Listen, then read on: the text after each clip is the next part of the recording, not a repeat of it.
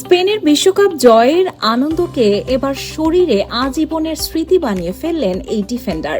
সামাজিক যোগাযোগ মাধ্যমে ছড়িয়ে পড়া ছবিতে দেখা যায় নিজের বুকের উপর জাতীয় দলের কোচ লুইস দে লা ফুয়েন্তের মুখের ট্যাটু করিয়েছেন কুকুরেয়া।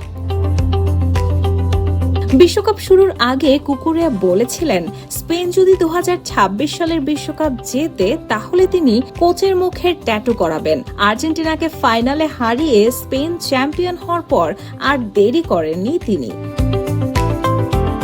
প্রতিশ্রুতি অনুযায়ী এবার সত্যি নিজের শরীরে এঁকে নিলেন সেই স্মৃতি।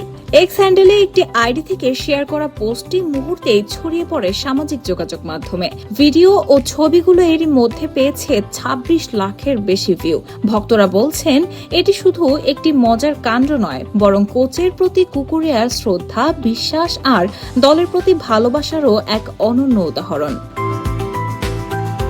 Raihana moon, the news. দেশে দেশে সবার সাথে দ্য নিউজ।